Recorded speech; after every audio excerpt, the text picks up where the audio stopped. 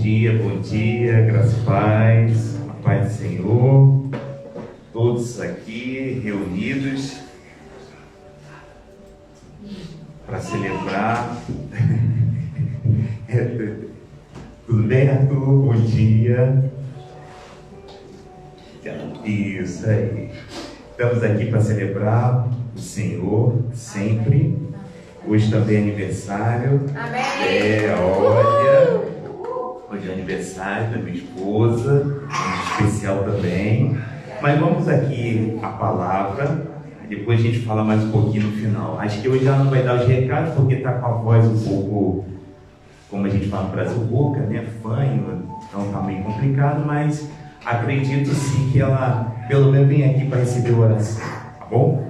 Então vamos abrir, se você tiver no seu telemóvel, mas se a Maria Eduardo puder abrir, em Filipenses capítulo 2, versículos 12 e 13. Hoje está fácil, hoje está, como eu falava com meus alunos, hoje está melzinho na chupeta, ou na Xuxa, melzinho na Xuxa, que é bem docinho, tá bem tranquilo. Quando eles tinham que fazer prova, aí eu tinha que falar para eles, olha, o exame está muito fácil, está muito tranquilo, então fiquem calmos que vocês não vão chumbar, vocês vão ficar, todo mundo vai passar. Então, Paulo aqui está falando em Filipenses capítulo 2, já está aqui? Coloca em A, por favor. Então, Paulo está aqui falando, assim, meus amados, como vocês sempre obedeceram, não só na minha presença, porém, muito mais agora, na minha ausência, desenvolva a sua salvação com temor e tremor, porque Deus é quem efetua em vocês tanto querer como realizar, segundo a sua boa vontade. Somente esses dois versículos, que esses dois versículos são extremamente profundos, e eu vou falar para vocês, tem sido muito complexo. Eu acho que para qualquer estudante de teologia, você trazer uma mensagem, aqueles termos teológicos tão profundos, para uma mensagem mais simples. E Paulo aqui, ele é uma mensagem profunda nesses dois versículos. Então eu vou tentar trazer o mais simples possível, para que a gente possa ver que a salvação não é restrita somente a levantar a mão. Para alguns, né, eu levantei a mão, aceitei a Jesus como Senhor e Salvador, e para outros é aquele posicionamento doutrinário ou de pensamento que Deus escolheu e você foi eleito de Deus, tá bom? Eu não vou entrar nesse mérito, mas eu vou simplesmente tentar mostrar que a salvação é muito mais do que simplesmente quatro paredes, onde a gente fica somente naquele sítio ali, naquele local, e a gente acha que a salvação só foi um ato de eu levantar a mão ou que Deus me escolheu, ok?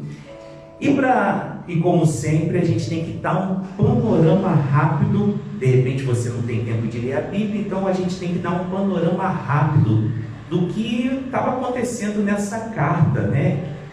Epístola é carta. Então Paulo estava escrevendo para a igreja de Filipe. Então a igreja de Filipe era uma igreja bastada, vamos dizer assim, tinha dinheiro, mas era uma igreja que o importante não era o dinheiro. O importante era a fé dela, o serviço dela, o amor dela. Porque Paulo, nessa carta, ele está preso em Roma. E Paulo não está nas melhores condições possíveis naquele contexto. Ele provavelmente estava sentindo que a vida dele não estava indo para o lugar aonde ele achava que iria ser. Quer dizer, liberto, salvo, tirado da prisão. Então ele estava muito complicado a situação de Paulo. Mas Paulo, ele nessa carta aqui, como eu já falei em várias outras pregações, Paulo mesmo preso, e até eu perguntava para vocês, se você tivesse preso, você escreveria uma carta onde ela é intitulada por todos os estudiosos, teólogos, pastores, que fala que é a carta da alegria. E você vê que um homem preso, onde ele não está indo para um lugar, um caminho onde ele queria estar, fora do xadrez, fora da prisão, e ao mesmo tempo pregando o que ele mais ama, Jesus Cristo. Ele não estava, quer dizer, fazendo o que a gente gosta de fazer, estar livre. E aí você vê isso explicitamente quando a gente pensa no Covid. o Covid foi um grande xadrez para todo mundo. E as pessoas se suicidaram, pessoas ficaram transtornadas, marido e mulher se separaram, porque não conseguiam ficar presos nas quatro paredes. E Paulo, preso aqui, ele escreve uma carta para a igreja, né, vamos dizer assim, uma carta com 19 palavras sobre alegria, ou alegria, regozijo, gozo. Então você vê que é um homem que ele não estava muito preocupado, e ele até fala nessa carta: não se preocupem comigo, se preocupem com vocês.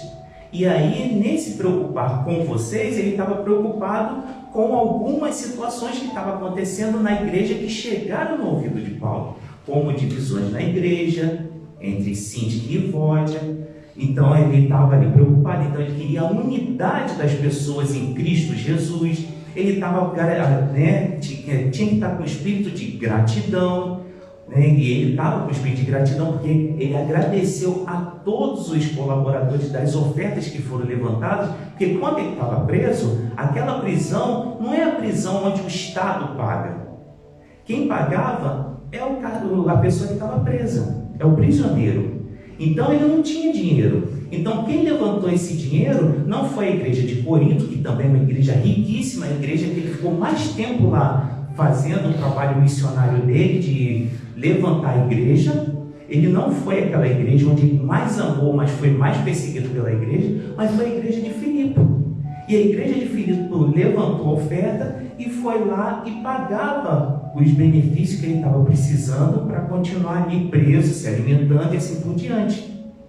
Então Paulo está naquela demonstração realmente: olha, eu amo vocês, eu agradeço de vocês, mas não se preocupe comigo, se preocupe com essas confusões, divisões, intrigas que está tendo aí na igreja. Vocês se preocupem com os falsos mestres, vocês se preocupem em estar caminhando como vocês estão na fé, no serviço e no amor em Cristo.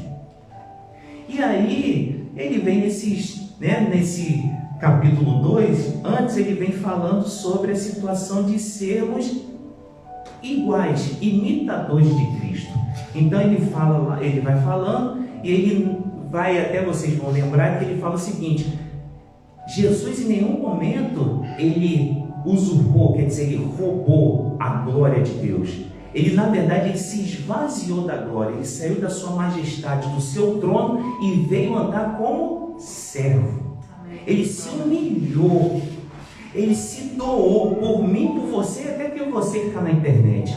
Ele se doou por nós, por amor, por graça, por misericórdia, por bondade, compaixão.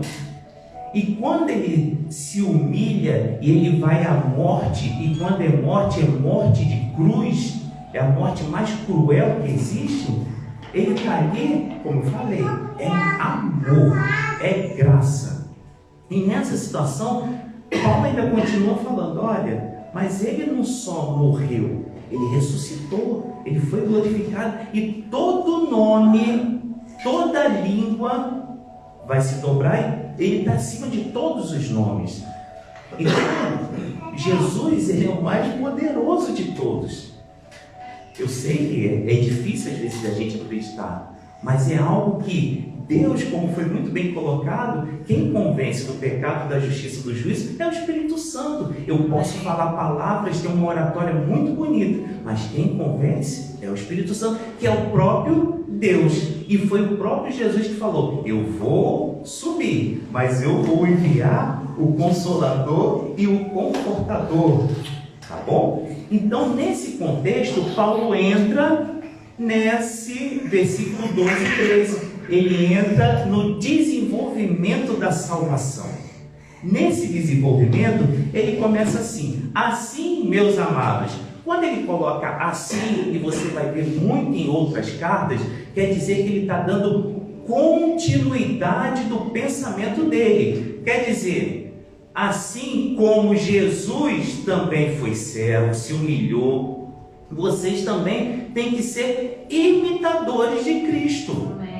Vocês não podem se exaltar, não podem se glorificar, porque nada é de vocês. Tudo é Cristo em vocês. É Ele que dá o sopro, o fôlego de vida, né? Quando eu falo sopro, é o fôlego de vida. Você que acordou hoje e viu esse sol belíssimo, e se não tivesse belíssimo, você continuaria acreditando que o sol existe. Mas por que ele existe? Porque Jesus Cristo criou todas as coisas. Amém. Essa que é a beleza do Evangelho. Se você procura o Evangelho por causa de dinheiro, você está equivocado. O Evangelho é a salvação em Jesus Cristo. É Ele que traz a mão de Deus e a mão do ser humano, do homem, da mulher. Ele pega lá e junta. E aí você, como foi colocado aqui também, eu posso chamar de Abba Pai, paizinho. No Brasil chama de papaizinho. É um termo tão aconchegante, tão carinhoso, que foi o próprio Cristo que falou. E você só fala isso se você tiver Cristo em sua vida. Porque se você não tiver Cristo na sua vida, você quer dar ordem em Deus. Deus, faça isso por mim. Porque eu dei o dízimo, dei a oferta, eu jejuo, eu subo ao monte, eu desço ao monte, eu oro 3, 4 vezes por dia. E aí você está dando ordem. Mas Deus não recebe ordem, porque Ele é Pai. Amém. E aí, Paulo está falando, olha, assim, meus amados, que eu estou dando continuidade. Estou dando continuidade nesse pensamento de serem imitadores de Cristo. Mas aí ele continua, como vocês sempre obedeceram, não só na minha presença, porém, muito mais agora, na minha ausência, desenvolva a sua salvação.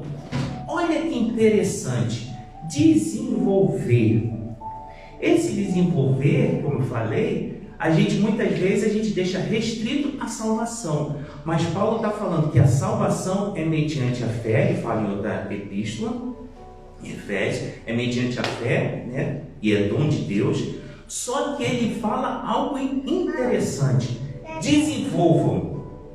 Quer dizer, trabalhem, se esforcem, lutem. E muita gente, como eu falei, só levanta a mão. E é muito bonito você levantar a mão e cair aquela lágrima naquele momento onde uma música tocou e vocês, que, né, a pessoa que toca teclado, violão, outro instrumento musical, sabe que tem notas musicais que você dedilha ou você carrega ali no teclado e você deixa a pessoa extremamente emocionada. Você tem tom de tonalidade de voz que você sobe e desce, que você faz muitas vezes a pessoa fazer o que não queria fazer. Mas aqui não existe isso nessa igreja. Aqui a gente prega Jesus Cristo e aqui na palavra dele está falando, a salvação é de Jesus. É Ele que vai lá, pelo poder do Espírito Santo, toca no coração daquela pessoa que tem o coração mais rígido que essa parede aqui, ó. É Ele que faz.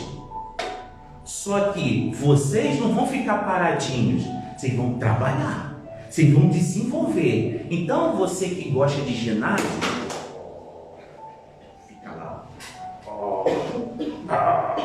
fica lá fazendo, trabalha.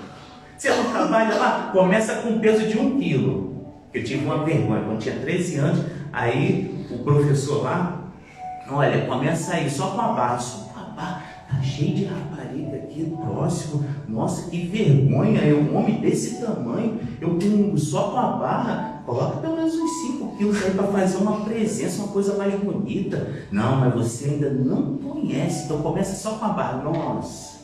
Então aí comecei com a barra. Depois já estava com os 5, depois com os 10, depois eu já estava fortinho. É assim, a salvação é isso. Não é você largar tudo. Não é deixar, como eu brinco muito, deixar o barco ir de qualquer maneira. O barco, ele tem um leme. E você vai para praia ou você vai para o alto mar e o alto mar pode te levar para qualquer lugar. Então o leme, ele vai direcionando. Então Jesus te colocou no barco, agora pega o leme e vai direcionando na direção de Jesus, ó, direita, esquerda, opa, e o vento, aquele vento ali, olha, eu tenho aqui um da canoagem, ele vai explicar muito melhor do que eu. Então você está ali naquele lemezinho ali naquela situação, está vindo um vento forte para lá, opa, eu vou vir para cá para a direita, eu vou voltar para a praia, e assim por diante. Então tome cuidado. A gente tem que trabalhar esse procedimento, desenvolver a fé. A gente tem que realmente se esforçar. E quando eu falo esforço, não é pelo esforço de você orar muito, de você fazer isso, que você vai ganhar méritos em relação a Deus. Não é isso que eu estou falando. Mas o desenvolvimento aqui não é você ser empurrado pela sociedade, que ela sopra aos nossos ouvidos, faça de qualquer maneira. Faz dessa maneira que está tudo bem, está tudo fixe, palmas para você, like, gosto, e aí por diante. Não é isso. No meio cristão não existe isso. Se você quer o gosto, o like, e você quer, como a gente fala muito no Brasil, os louros da fama, você, como Jesus falou, você já está recebendo tudo aqui na terra. Tudo que você tem, você está recebendo aqui. E eu não te devo nada. Eu não te devo nada. Então a vida em Cristo, para ser imitador de Cristo, você vai o quê? Trabalhar, quer dizer, e como está aqui na palavra, desenvolver a sua salvação. E ele coloca um pronome possessivo aqui com letra minúscula, que é minha e sua. É individual. Não fique esperando, ai, Luana, olha, vamos junto não, até porque Jesus falou muito bem, na hora que ele voltar, a segunda vinda dele, vai ter marido que vai ficar, esposa que vai ficar, um dos dois, ou os dois vão ficar, mas é individual. A salvação é individual. Não tem placa denominacional, quer dizer, IBAC, não tem associação, é individual. Então a gente tem que desenvolver. E esse desenvolver é você lá, ó, caráter de Cristo, imitador de Cristo. Por isso que Paulo falou muito bem: sejam os meus imitadores como eu sou de Cristo. Olha que peso. Será, aí uma pergunta, será que eu e você podemos falar assim, ó, seja meu imitador, porque eu estou sendo imitador de Cristo? Será que a gente dá bom testemunho da porta para fora? Porque da porta para dentro da igreja é muito bonito, e agora tem essas igrejas, tudo que apaga todas as luzes, que você não vê nada, você fica, parece que está num cinema 4D, que aí você está lá tudo escuro, tateando, então você nem vê o que está acontecendo. Então a pessoa já fica ali, opa, está tudo tranquilo. Então é uma hora que eu estou escondido. E quando você sai da porta para fora, quem somos nós? Desenvolvemos sim a salvação em Cristo Jesus, ou desenvolvemos somente a nossa força, nossa inteligência, nosso intelecto, ou o nosso emocional? É caso para se pensar. Mas aí você vai me falar, André, como eu trabalho, eu desenvolvo essa minha salvação? Está lá no versículo. Assim, meus amados, como vocês sempre obedeceram. A palavra aqui para você desenvolver é obediência. É obedecer. Não tem outra forma. Muitas vezes a gente quer aqueles 7 passos da vitória, 5 não sei o quê. Pessoal, a palavra ela é muito clara. Ela é transparente como água cristalina. Ela está falando aqui, obedeça. Se você obedecer, e quando eu falo obedecer, que a gente acha, eu vou obedecer os 10 mandamentos. Se você obedecer os 10 mandamentos, vai ser como Paulo falou. Ninguém conseguiu cumprir os 10 mandamentos. Ninguém. Nem o próprio Paulo, que era o mais zeloso. E ele fala mesmo, eu era mais zeloso. Mas quando a gente obedece por gratidão. Por amor a Deus, pelo que Ele já fez na cruz do Calvário. Não é pelo que Ele vai fazer. Vai me dar um carro, um telemóvel, uma casa, um avião, uma viagem de volta ao mundo. Não é isso. Se você está procurando Cristo por causa dessas benesses da vida, olha, a gente é muito pobre, a gente é o maior desgraçado e miserável que existe. Mas quando a gente obedece por amor e gratidão pelo que Jesus fez na cruz do Calvário, aí a obediência, ela não se torna mais fardo, ela não se torna somente um cumprimento de moralidade. Não é isso. Mas eu faço porque eu amo meu próximo, eu não cobiço outras mulheres, eu não roubo ninguém, eu não passo a perna em ninguém, eu não minto para ninguém, eu não fofoco de ninguém. É isso daí. É muito mais profundo o que Paulo está falando aqui. Não é deixar somente no levantar de mão. É viver, é prática, é imitar Cristo. E Cristo não foi palavras teóricas, somente como um fariseu, mas foi vivência. Foi 3 anos e pouquinho ensinando para aqueles discípulos o que é viver o próprio Deus, o que é conhecer o próprio Deus, o que é realmente viver a essência do Evangelho das boas novas de salvação. Isso daí que é o mais extraordinário. E a gente fica assim, muitas vezes, André, mas é difícil de obedecer. Eu sei que é difícil, não estou falando que é fácil, eu não estou falando que é. Mas a questão é que a nossa obediência, ela tem que ser igual a de Cristo. E aí está no versículo 8. Ele se humilhou, tornando-se obediente até a morte. E morte de quê? De cruz. Por isso que Jesus fala lá, cada um pegue sua cruz, negue-se a si mesmo e siga-me. Na cabeça de Jesus é o tempo todo. Você tem que, no termo teológico, é chamado de mortificar. É a mortificação do ser humano, do meu eu, do pecado que vive em mim. Então ele cala a boca dele, porque Cristo é muito mais poderoso e ele vive em mim. E aí, quando Cristo vive em mim, é chamado de vivificação. A gente tem o nosso espírito vivificado. Eu tenho vida. Por isso que muita gente fala assim, eu sou livre. É livre mesmo? Aí uma pergunta que uma pessoa fala, André, eu sou livre. Oh, que interessante. Mas você fuma. E se você parar de fumar, você consegue parar de fumar ou você vai começar a tremer? Às vezes me dá um tremorzinho, uma abstinência, né? Você fica com aquela abstinência, então você não é livre, você é escravo do cigarro. É isso que a sociedade tenta nos ensinar, que nós somos livres para fazer o que quisermos, do jeito que quisermos. Só que não, na verdade nós somos escravos das nossas escolhas, todos os dias.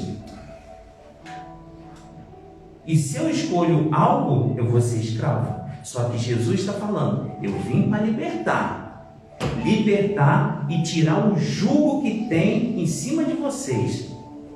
E aí muita gente acha, se você for para Jesus, você vai ser, você vai ser preso. Preso? Eu sou livre. Eu posso fazer o que eu quiser, mas eu não faço tudo porque não me convém. Amém. É simples assim, gente. Mas a pessoa que quer fazer tudo, e muitos aí fora fazem o quê? Eu não consigo. Mas eu queria sair, André, mas eu não consigo. Então você é escravo. Você é escravo.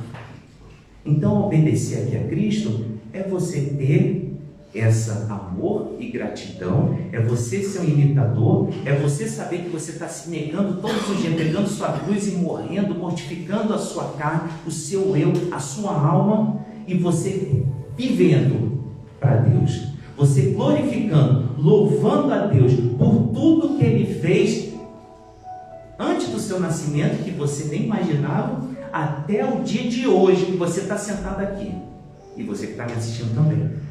Porque muitas vezes a gente acha, eu fui porque eu quis. Não, você não foi porque você quis. Você foi porque tem um Deus que controla. Um Deus que controla todas as coisas. E Ele tocou no seu coração para que você estivesse sentado aqui ou assistindo pela internet.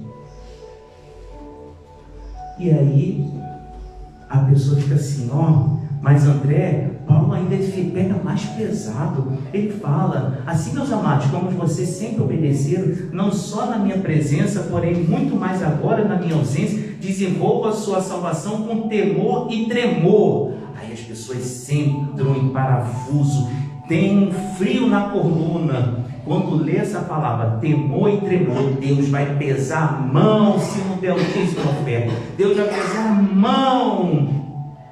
Pessoal, versículo, é o capítulo 2, versículo 12 ainda, de Filipenses. Então, Deus, Ele não está falando isso. Paulo não está em nenhum momento falando isso.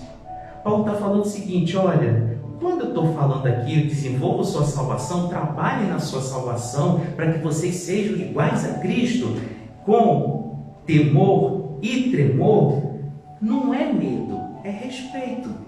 É saber que tem um Deus soberano, Criador de todas as coisas, que tem todo o poder, tem toda a sabedoria, que vive na minha vida e na sua vida. Não é medo. E muita gente coloca medo dentro hoje do meio cristão. E não é medo. Você não vem por medo para Cristo. Você vem por amor. Você vem por amor, é diferente. Você, como Cristo fala, eu venho para resgatar minha noiva.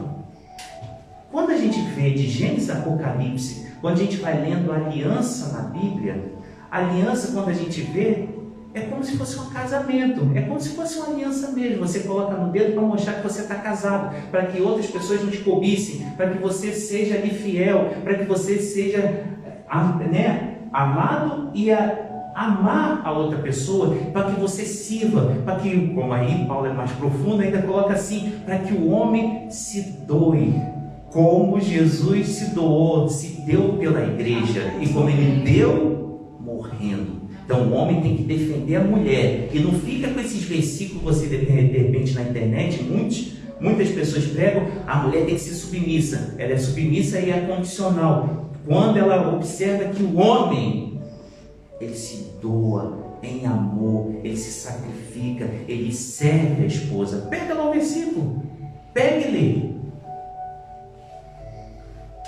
Pega e lê. E só quer colocar o jugo só na mulher, mas o homem tem uma responsabilidade muito maior, muito, porque ele é colocado ali, olha, ame como Jesus amou a igreja. E aí nessa vertente, a gente fica ali pensando, esse temor, né? É esse Deus poderoso que vive em mim, vive em você. E Ele quer ter essa intimidade comigo e com você. Ele quer conversar comigo e com você o tempo todo. Ele quer ter esse momento, tanto na alegria e na tristeza. É um casamento, é noiva. Nós participamos da noiva de Cristo. Se é um casamento, temos que ter um relacionamento de respeito. Essa que é a essência. Só que é o medo que hoje é colocado no meio cristão. Mas não é isso. E quando fala tremor, aqui Paulo está colocando tremor na ideia de humildade. É porque muita gente chega soberbo diante de Deus, bate no peito e fala, eu sou a igreja, eu sou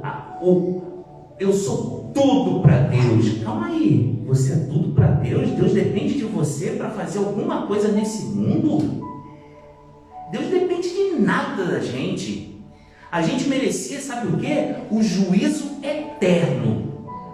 Só que Deus é tão misericordioso, tão gracioso, tão bondoso, tão cheio de compaixão, tão cheio de bondade, que Ele falou, não, eu vou dar o meu filho, meu único filho, unigênito, para que esse povo creia nele, para ter a vida eterna. Sabe para quê? Para viver comigo. Para viver comigo. Olha, um Deus todo-poderoso, majestoso, querendo viver com pecadores como eu e como você. Eu me coloco também, porque eu dou aquela buzinada na rotunda. E se você não dá, você está rindo porque você já deu já. Você às vezes pensa, aquela pessoa que pisa no seu calo seco, você pensa, não fala o miserável, mas você pensou. E Jesus falou que se pensou, pecou. É assim. Então, é aquele negócio de muito sangue. Parece que é o Buda, é o Zen. Para com isso. Desce. Estamos na terra. Somos seres humanos de carne e osso. A gente peca o tempo todo. Mas a gente tem Jesus Cristo para nosso ser intermediador, para Ele nos perdoar, para a gente se aproximar de Deus. Amém. É isso daí. Essa que é a simplicidade do Evangelho. Não vamos dificultar, não.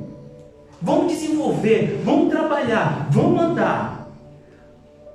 Então não fica, temor e tremor, não fica com medo não, vai lá, é só um respeito, é uma reverência a Deus, porque Ele é soberano, Ele é poderoso, nós somos nada, nós somos pó, e a gente vai voltar para o pó. E a questão, tremor, é só humildade, chega diante de Deus, Senhor, quem sou eu diante do Teu poder? Eu preciso de Ti, se eu acordei hoje, por favor, olha para as minhas petições, olha para o meu coração, se tem algum caminho errado, acerta ele, mas perdoa os meus pensamentos, minhas atitudes, meu falar, o meu imaginar. Se não foi de agrado do Senhor, me perdoa. Ele vai perdoar, gente. Eu não preciso de um sumo sacerdote de carne e osso, porque o meu sumo sacerdote é Jesus Cristo. Então, a gente fica com medo, mas Paulo, ele dá continuidade. Versículo 13. Porque Deus é quem efetua em vocês tanto querer como realizar segundo a sua boa vontade. Então, vamos lá. Deus é quem efetua. Olha quem está falando aqui. Porque Deus, a gente obedece, a gente continua nesse desenvolvimento, nesse trabalho da salvação, com temor e tremor. Por quê? Porque é Deus quem efetua. Deus é quem efetua. Mas efetua, André? Como assim? O querer o realizar. Nós somos pessoas que temos desejos.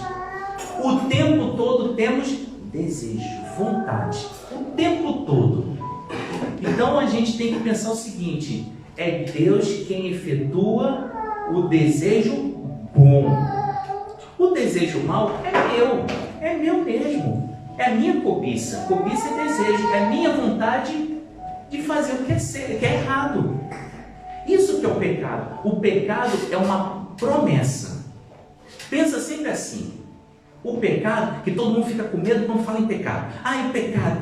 Não existe pecado. Aí ninguém mais prega sobre pecado. Mas o pecado, simples assim, é uma promessa que foi feita a você. Só que essa promessa não vai ser cumprida. Por quê? Ela vai ser cumprida num certo momento, até um certo momento. Depois ela se torna desgraça. Acabou. Então a cobiça, eu olhei para aquela mulher, eu cobicei, aí eu desejei, e aí eu vou lá com a promessa que se eu me separar da minha esposa, eu vou ter um casamento melhor, é mentira. Eu vou ter os mesmos problemas de repente que tinha com ela, eu vou ter com a outra, vou ter com a outra e vou ter com a outra. E aí a gente vê naquela passagem, quando Jesus está falando com aquela mulher samaritana, onde ele fala assim, você teve 5 maridos. Resumindo a história, Jesus fala o que para ela? Fala assim, olha, se você beber da água da vida, você nunca mais terá sede. Quer dizer o seguinte, o seu desejo, na hora que você beber de mim, você viver a minha vida, viver eu em você, o seu desejo vai acabar, porque eu vou matar ele. Porque eu vou matar essa sede que você tem, essa sede do mundo. É essa situação que Paulo está tentando falar aqui. Porque Deus é quem efetua. Então não é Deus que vai efetuar. Não adianta, eu sou um moralista, vou fazer isso. Não adianta pela nossa força. Por que a gente descansa? Por que a gente dorme? Porque a gente cansou. Cansou. Você fica o tempo todo, quem faz ginásio aí fica o dia inteiro, 24 horas fazendo isso. Pode até fazer esse pessoal que quer entrar no Guinness Book. Mas vai chegar no outro dia, ele vai dormir uns 2, 3 dias direto. Porque cansa. Nosso corpo cansa. Mas é com Cristo que a gente tem força para continuar a caminhada, a jornada cristã. É com Cristo. Cristo, Jesus Cristo. Não existe outro. Não tem outro caminho. Ele é o caminho, Ele é a verdade e Ele é a vida. Não tem outro. E aí Paulo fala, porque Deus é quem efetua em vocês o tanto querer ou realizar. E ele fala lá, querer e realizar, os dois andam juntos. Querer é o meu desejo, ou desejo, né? Nesse caso ele está falando aqui de Deus, mas o realizar é a concretização. Pra gente, a gente quer, muitas vezes, eu quero esse carro. Aí você olha para o carro do vizinho, a relva do vizinho sempre é mais verde, e você olha, nossa, eu quero esse carro. E aí você vai lá, faz uma, como minha esposa falava lá no Brasil, faz uma bíblia de comprovativos para você pagar todo mês, 5, 10, 20 anos pagando aquele carro porque você desejou, você quis aquele carro. E aí você realizou o seu desejo, concretizou. Então tem a causa e o efeito. Nesse caso aqui, Paulo está falando. Porque Deus é quem efetua, e como Deus é bom, o tempo todo Ele é bom. Amém. Ele é perfeito, a vontade dEle. Amém. É agradável. Então Ele está lá. Porque Deus é quem efetua em vocês tanto querer como realizar, segundo a sua boa vontade. Amém. Então a vontade de Deus é perfeita, ela é boa, ela é agradável, ela é sustentável. Então pare de colocar peso ou palavras que Deus é mau. Deus, não existe maldade nele, maldade é em nós. Nós que não gostamos de olhar para o espelho e ver as nossas maldades. Por isso que Tiago fala, chega na frente do espelho e olha para ele. E a gente vai ver as nossas deformidades. Todos os dias. As mulheres, eu até brinco muito, as mulheres colocam, agora tem esses cílios, né? Fica assim, aí vai. Aí o batom ficou no dente, aí você... Agora sim, agora estou bem. Agora estou fixe. Foi embora, eu vou falar a verdade, eu não sei nem o que eu comi ontem. Eu esqueço na hora. É essa situação que Tiago está falando. A gente esquece a nossa fisionomia. A gente tem que estar o tempo todo na frente do espelho. Mas quando olhamos para dentro de nós, na frente do espelho, não gostamos de ficar muito tempo, porque não conseguimos olhar as nossas imperfeições. Como nós somos desgraçados, miseráveis, egoístas, orgulhosos, prepotentes. Você gosta de escutar essas palavras? Não, eu não gosto. Por isso que quando eu chego na frente do espelho, eu falo, Jesus, como a minha esposa fica lá acertando, acerta todas as minhas deformidades aqui dentro. Acerta, por favor, que eu tenho que ser um imitador do Senhor. Eu tenho que ser igual ao Senhor, ou pelo menos parecido. Por isso que um dos objetivos de uma frase muito conhecida de todos nós, qual é a vontade de Deus para as nossas vidas? Que a gente fica assim, né? Eu vou orar para saber a vontade de Deus para as nossas vidas. Muito simples essa. Não ora muito não.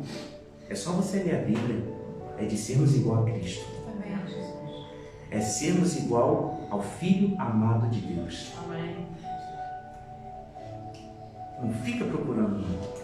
Sermos iguais.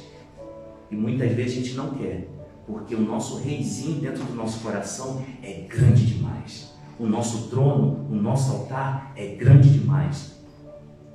E a gente tem dificuldade de derrubar ele. E sabe que só quem derruba é Jesus Cristo. Só ele, não existe outro. E se você tentar pela sua força, você só vai tirar uma lasca dessa pedra. Só uma lasquinha, um pedacinho. Mas Jesus derruba ele e cria no seu coração aquele que tem todo o poder, toda a autoridade e toda a glória, que é ele próprio. E aí você vai perguntar assim: André, mas para que isso? Esse trabalhar, esse operar, esse realizar, isso tudo aí que você acabou de falar. O que vai acontecer? Como eu vou descobrir que eu estou desenvolvendo a minha fé em Jesus Cristo? Como, André? Eu estou com esse como na minha cabeça. Como eu vou conseguir saber que eu estou desenvolvendo essa fé, essa imitação de Jesus Cristo? Versículo 14, por favor.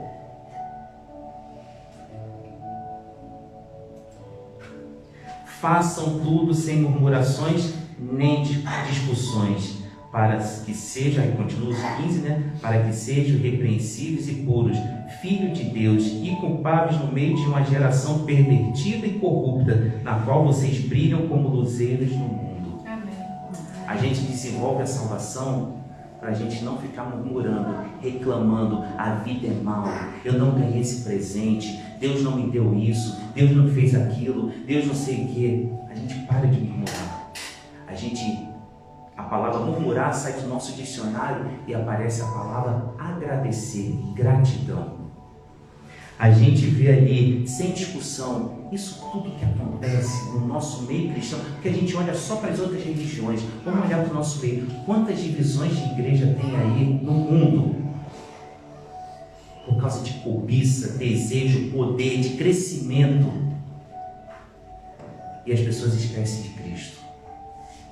E aí Paulo está falando, esse desenvolvimento que Deus vai efetuar, o querer, o realizar, segundo a boa vontade dele, vai fazer você parar, André, de murmurar, de discutir, porque você vai ser uma pessoa pura, você vai ser um filho de Deus inculpável, você vai ter, nesse meio dessa geração pervertida e corrupta, você vai brilhar como luzeiro. Porque, sabe por quê? Vão brilhar? Porque Jesus é a luz do mundo. E onde Jesus vive, e Ele quer viver na minha vida e na sua vida. Então, só uma frasezinha aqui para a gente finalizar para essa semana, para você meditar. Que a cada dia possamos nos aproximar mais de Cristo, permitindo que Ele transforme nossos corações e mentes. A jornada cristã, ou a jornada da vida, pode ser desafiadora, mas a recompensa é eterna. Amém. O que tem aqui é passageiro. Hoje temos dinheiro, amanhã não temos. Hoje temos likes, amanhã não temos. Isso daí é indiferente. O importante é vivermos em unidade, comunhão com Deus e com os irmãos. Essa que é a verdade do Evangelho. Isso daí que a gente tem que buscar. Vivermos em paz com Deus.